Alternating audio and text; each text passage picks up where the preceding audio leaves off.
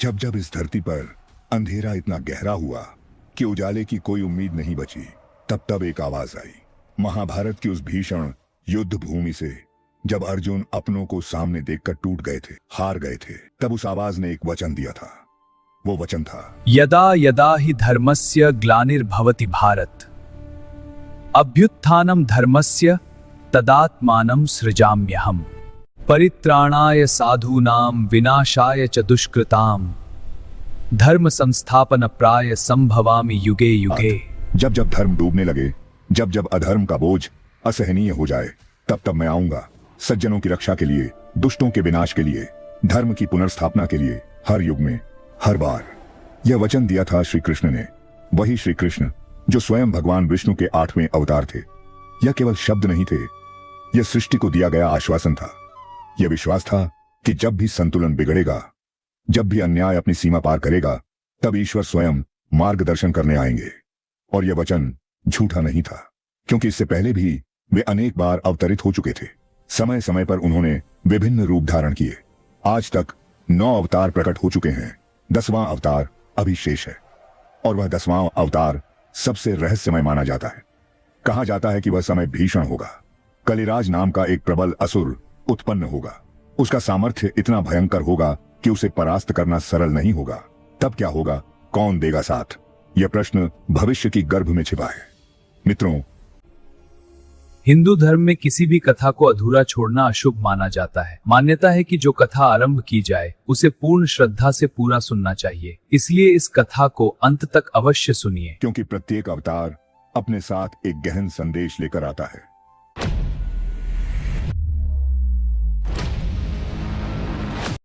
सृष्टि उस समय नई नई थी, प्रकृति संतुलित थी, देव और दानव अपनी अपनी मर्यादा में थे। तभी एक दैत्य ने ऐसा पाप किया जिसने समस्त ब्रह्मांड को संकट में डाल दिया।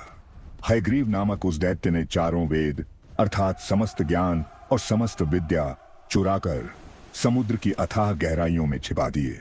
वेदों के बिना ज्ञान का प्रकाश समाप्त हो गया, दिशाएं मौन हो गईं, अज्ञान का अंधकार फैल गया। उसी समय महाप्रलय का काल भी निकट आ गया। पृथ्वी जल में डूबने वाली थी। चारों ओर भय और हाहाकार था। देवता चिंतित थे, ऋषि व्याकुल थे। हर दिशा से एक ही पुकार उठ रही थी, रक्षा करो, रक्षा करो। सृष्टि मानो विनाश के कगार पर खड़ी थी। एक धर्मनिष्ठ ऋषि थे, वैवस्वत मनु। वे एक शांत नदी के तट पर स्नान कर रहे थे। तभी उनके हाथों में एक छोटी सी मछली आ गई। वह मछली करुण स्वर में बोली, हे महात्मा, मेरी रक्षा कीजिए, बड़ी मछलियां मुझे खा जाएंगी। मनु के हृदय में करुणा जाग उठी। उन्होंने उसे अपने कमंडलू में सुरक्षित रख लिया। उन्हें क्या पता था कि यह साधारण घटना नहीं, एक दिव्य लीला की शुरुआत है। अगले ही दिन वह मछली इतनी बड़ी हो गई कि कमंडलू छोटा पड़ गया। मनु ने उसे तालाब में छोड़ दिया, परंतु शीघ्र ही तालाब भी छोटा पड़ गया।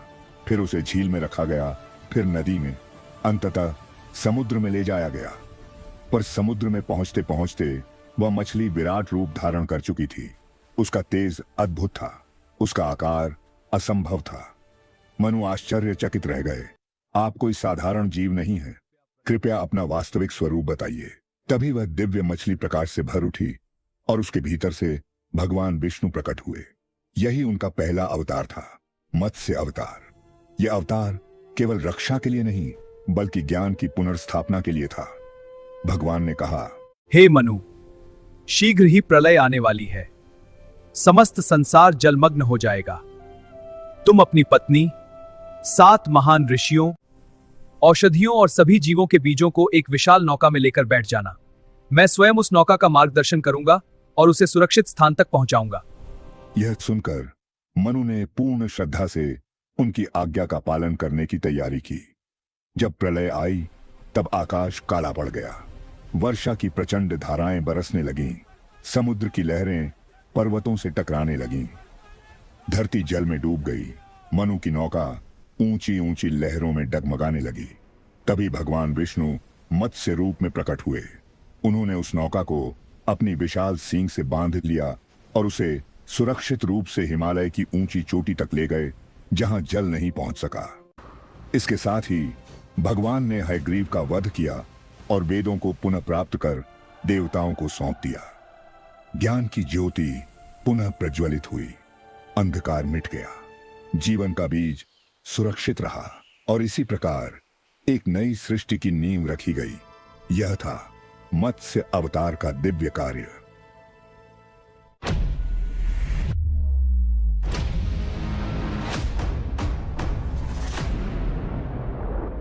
परंतु संकट यहीं समाप्त नहीं हुए। समय बीतता रहा और फिर एक नई घटना घटी।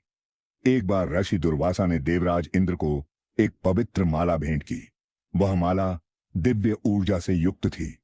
इंद्र ने उसे अपने हाथी ऐरावत के गले में डाल दिया, किंतु ऐरावत ने उसे अपने पैरों तले कुचल दिया। यह देखकर दुर्वासा अत्यंत क्रोधित हो उठे। उन्होंने श्राप दिया, देवताओं की समस्त शक्ति क्षीण हो जाएगी। श्राप का प्रभाव तुरंत दिखाई दिया। देवता दुर्बल हो गए, उनका तेज मंद पड़ गया। यह अवसर देखकर दानवों ने स्वर्ग पर आक्रमण कर दिया। देवता पराजित हो गए और स्वर्ग उनसे छिन गया। निराश और भयभीत होकर वे भगवान विष्णु की शरण में पहुंचे। भगवान विष्णु मुस्कुराए और शांत स्वर में बोले, एक ही उपाय है, समुद्र मंथन। उन्होंने बताया, क्षीर सागर का मंथन करने से अमृत प्राप्त होगा। वही अमृत देवताओं को पुनः शक्ति और अमृतत्व प्रदान करेगा।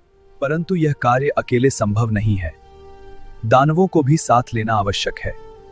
उन्हें अमृत में भागीदारी का आश्वासन देना होगा। देवता और दानव एक साथ आए। मंदिर पर्वत को मथनी बनाया गया। नागराज वासुकी को रस्सी के रूप में प्रयोग किया गया। समुद्र मंथन आरंभ हुआ, परंतु विशाल मंदिर पर्वत बार बार समुद्र में डूबने लगा। तब भगवान विष्णु ने कूर्म अर्थात कछुए का रूप धारण किया।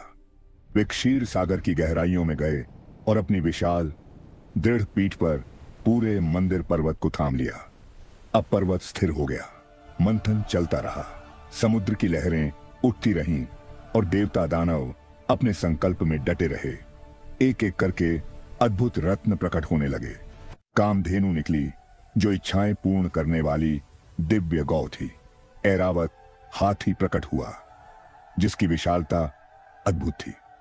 उच्चैश्रवा नाम का दिव्य अश्व निकला।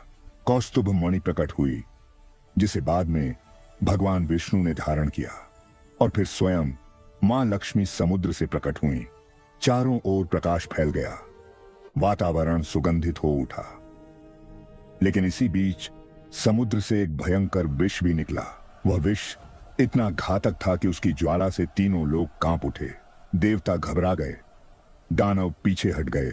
तब करुणामय भगवान शिव आगे आए। उन्होंने उस विष को अपने कंठ में धारण कर लिया ताकि सृष्टि सुरक्षित रहे। विष उनके कंठ में रुक गया और वे नीलकंठ कहलाए।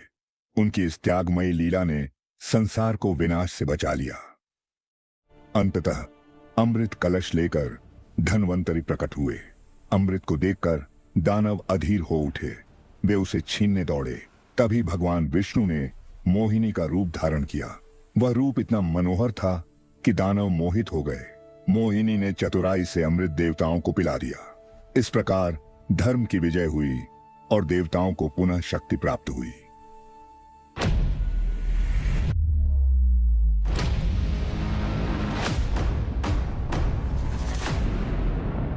अब सृष्टि में दो असुर भाई थे, हिरण्याक्ष और हिरण्यकशिपु। दोनों अत्यंत बलशाली थे। उनके मन में अहंकार का विस्तार होता गया। धीरे धीरे उनका आतंक तीनों लोकों में फैल गया। हिरण्याक्ष ने एक ऐसा कार्य किया जो किसी ने नहीं किया था। उसने पृथ्वी माता का अपहरण कर लिया। संपूर्ण पृथ्वी को उठाकर समुद्र की गहराइयों में छिपा दिया। जीव जंतु, मनुष्य और देवता सभी व्याकुल हो उठे।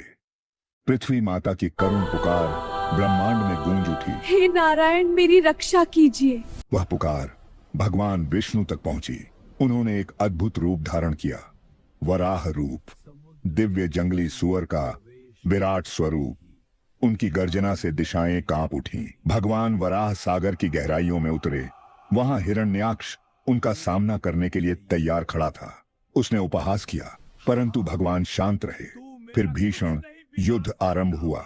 समुद्र की लहरें ऊंची उठीं, आकाश में गर्जना गूंजने लगी। देवता स्तब्ध होकर यह दृश्य देख रहे थे। अंततः भगवान वराह ने हिरण्याक्ष का वध कर दिया। इसके बाद उन्होंने अपनी विशाल दाढ़ों पर पृथ्वी माता को उठाया और जल से बाहर लाकर उन्हें पुनः उनके स्थान पर स्थापित किया। सृष्टि का संतुलन फिर से स्थिर हुआ। देवताओं ने स्तुति की, जीवन ने फिर से गति पकड़ी। यह था वराह अवतार का अद्भुत कार्य।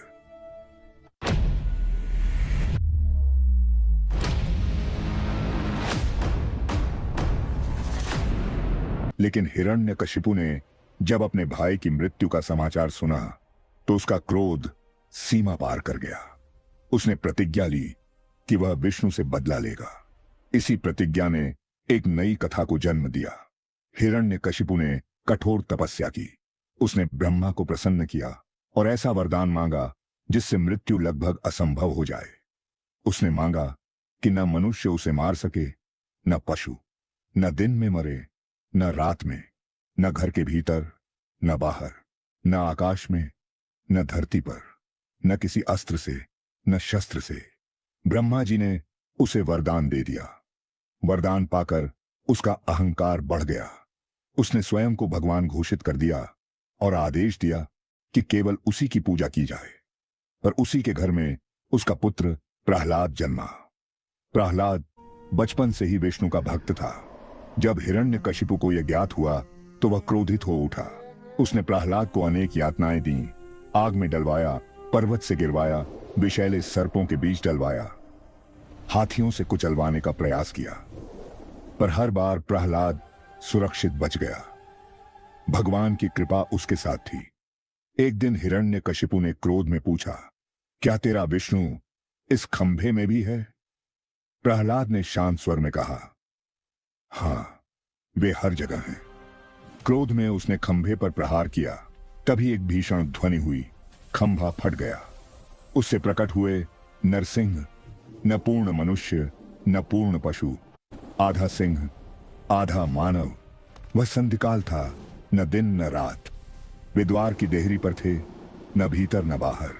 उन्होंने हिरण्यकशिपु को अपनी जांघों पर रखा, न धरती पर न आकाश में, और नाखूनों से उसका वध किया, किसी अस्त्र या शस्त्र से नहीं। इस प्रकार हर शर्त पूर्ण हुई। वरदान का सम्मान भी रहा और अधर्म का अंत भी हुआ। प्रहलाद की आंखों में आंसू थे, पर वे भय के नहीं, कृतज्ञता के आंसू थे। भक्ति की विजय हुई और अहंकार पराजित हुआ।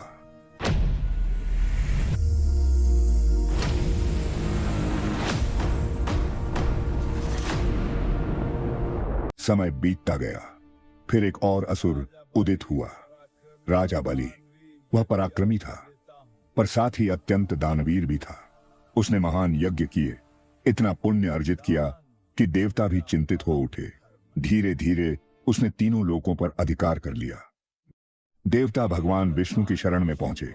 तब विष्णु ने एक अप्रत्याशित रूप धारण किया, वामन ब्राह्मण का रूप। ब्रह्मांड के पालनहार ने एक छोटे बालक के रूप में अवतार लिया। वामन राजा बलि के यज्ञ में पहुंचे। उन्होंने विनम्र स्वर में कहा, मुझे केवल 3 पग भूमि चाहिए। बलि के गुरु शुक्राचार्य ने चेतावनी दी कि यह कोई साधारण ब्राह्मण नहीं है, पर बलि ने मुस्कुराकर कहा, दान देना मेरा धर्म है, जो मांगा गया है वह अवश्य मिलेगा। उसने वचन दे दिया और फिर वह क्षण आया जिसने दान और भक्ति की परिभाषा ही बदल दी।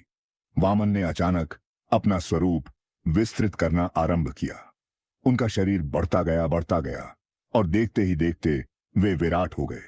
पहले पग में उन्होंने संपूर्ण पृथ्वी नाप ली, दूसरे पग में पूरा आकाश समा गया। अब तीसरे पग के लिए स्थान कहां था? राजा बलि समझ चुके थे कि यह कोई साधारण ब्राह्मण नहीं, स्वयं भगवान है।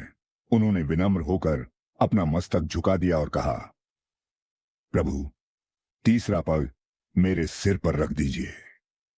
भगवान ने उनके समर्पण और दानशीलता को देखकर उन्हें पाताल लोक का राज्य प्रदान किया। साथ ही यह वर भी दिया कि वे प्रत्येक वर्ष स्वयं उनके द्वार पर आएंगे। यह लीला वामन अवतार की करुणा और धर्म की स्थापना का अद्भुत उदाहरण बनी।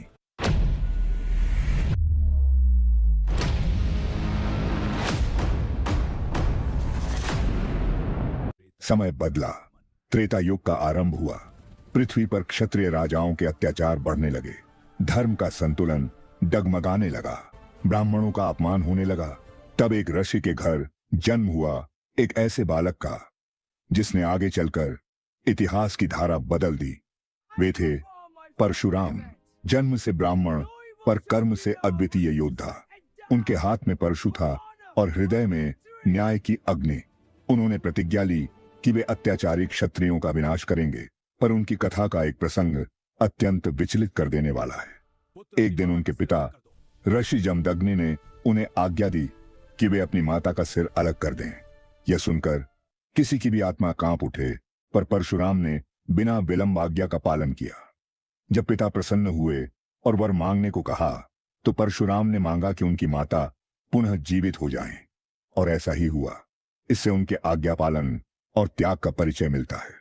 उन्होंने 21 बार पृथ्वी को अत्याचारी क्षत्रियों से मुक्त किया। मान्यता है कि वे आज भी चिरंजीवी हैं, और कलयुग के अंत में जब कल के अवतार आएंगे, तब वे उन्हें दिव्य अस्त्र प्रदान करेंगे।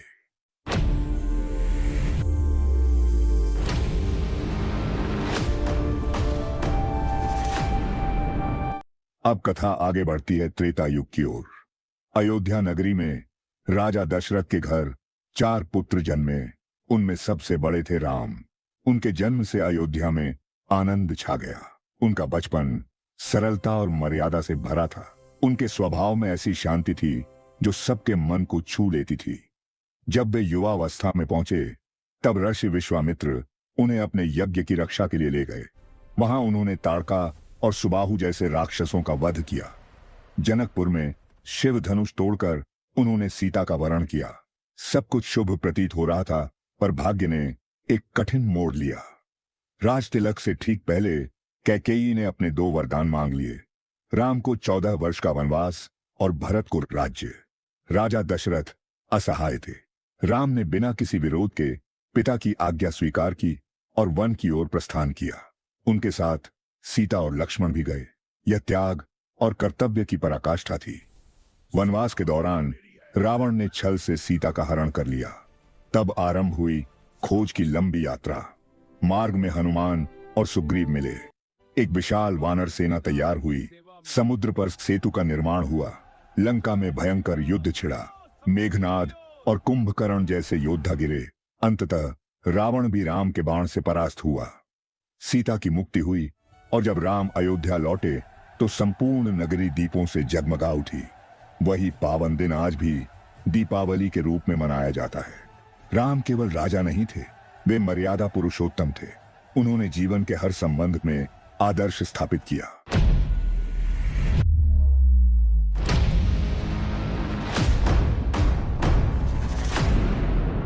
समय फिर बदला। द्वापर युग आया। मथुरा में कंस का अत्याचार चरम पर था। आकाशवाणी हुई कि देवकी का 8वां पुत्र उसका वध करेगा। भयभीत होकर कंस ने अपनी बहन और वसुदेव को कारागार में डाल दिया। 7 शिशुओं की हत्या कर दी गई, पर 8वां जन्म एक चमत्कार था। अर्धरात्रि में कारागार के द्वार खुल गए, बेड़ियां टूट गईं। वसुदेव नवजात शिशु को टोकरी में रखकर यमुना पार करने निकले। मूसलाधार वर्षा हो रही थी। शेषनाग ने फन फैलाकर उस शिशु की रक्षा की। गोकुल में नंद और यशोदा के घर उस बालक को पहुंचा दिया गया। वह थे श्री कृष्ण। कृष्ण की बाल लीलाएं अद्भुत थीं। वे माखन चुराते, गोपियों को हंसाते, कालिया नाग के फन पर नृत्य करते। उनकी बांसुरी की धुन सुनकर सब मोहित हो जाते। राधा और कृष्ण का प्रेम भक्ति और आत्मा के मिलन का प्रतीक बना। बड़े होकर उन्होंने कंस का वध किया और माता पिता को मुक्त कराया। महाभारत के युद्ध में वे अर्जुन के सारथी बने। जब अर्जुन मोह में पड़ गए, तब कृष्ण ने उन्हें गीता का उपदेश दिया। वह ज्ञान आज भी मानवता को धर्म, कर्म और आत्मा का मार्ग दिखाता है।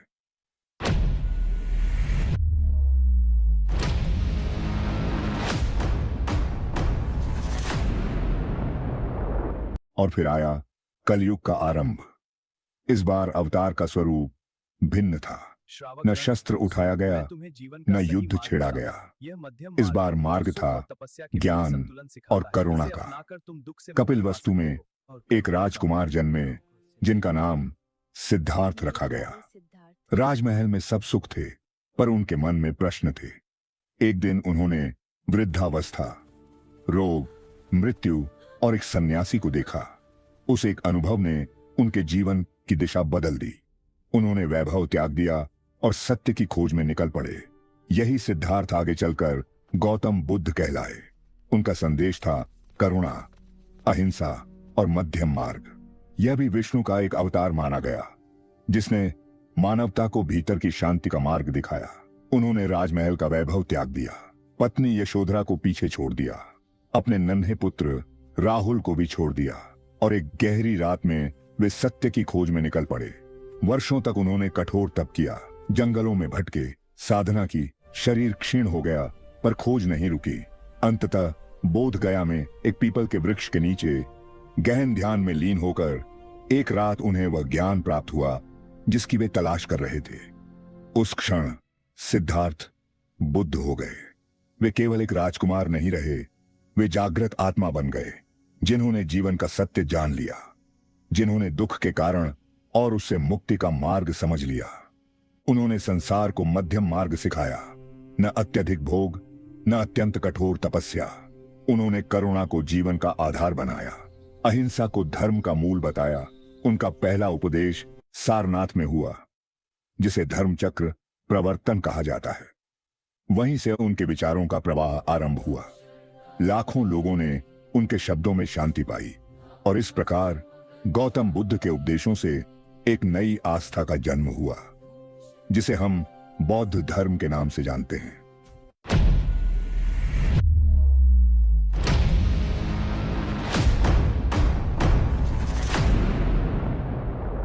शास्त्रों में वर्णन है कि जैसे जैसे कलयुग आगे बढ़ेगा, मनुष्य का धैर्य और आयु दोनों घटते जाएंगे। रिश्तों से विश्वास कम होता जाएगा, धर्म केवल शब्दों तक सीमित रह जाएगा, अन्याय और अत्याचार सामान्य बन जाएंगे, निर्दोषों की पुकार आकाश तक पहुंचेगी, पर सुनने वाला कोई नहीं होगा। जब यह भार असहनीय हो जाएगा, तब उत्तर प्रदेश के संभल नामक स्थान पर एक ब्राह्मण विष्णु यश के घर एक पुत्र जन्म लेगा। वही होगा कल्कि, भगवान विष्णु का 10वां और अंतिम अवतार। उनके पास होगा देवदत्त नाम का श्वेत अश्व। उनके हाथ में होगी एक दिव्य प्रकाशमान तलवार। उनका तेज असहनीय होगा।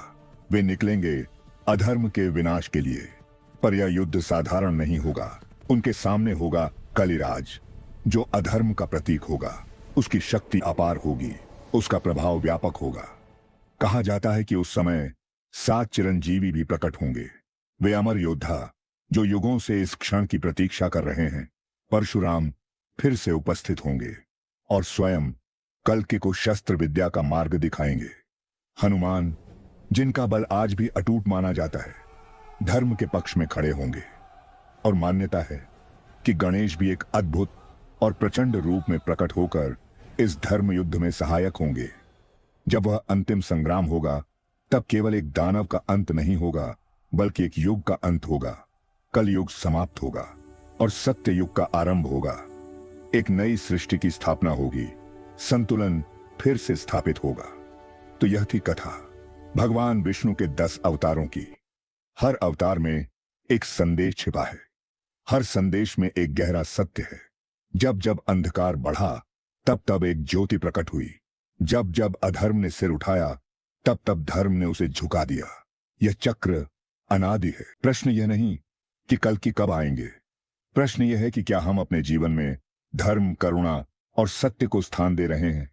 क्या हम उस धरती को बेहतर बना रहे हैं जिसकी रक्षा के लिए अवतार आते हैं? दोस्तों, यदि इस कथा ने आपको एक क्षण के लिए भी सोचने पर मजबूर किया है, यदि इसने आपके भीतर श्रद्धा या जिज्ञासा जगाई है, तो इसे यही न रोकें। अपने विचार साझा कीजिए, इस कथा को आगे बढ़ाइए, क्योंकि ज्ञान तब तक जीवित रहता है जब तक वह साझा किया जाता है। इस कहानी को उन लोगों तक पहुंचाइए जो धर्म, इतिहास और सृष्टि के रहस्यों को समझना चाहते हैं। और अंत में अपने हृदय से एक बार स्मरण कीजिए, श्री हरि विष्णु। बताइए, आपको कौन सा अवतार सबसे अधिक प्रेरित करता है और क्यों? हम फिर मिलेंगे एक नई कथा के साथ, एक और गहन रहस्य के साथ। जय श्री हरि विष्णु।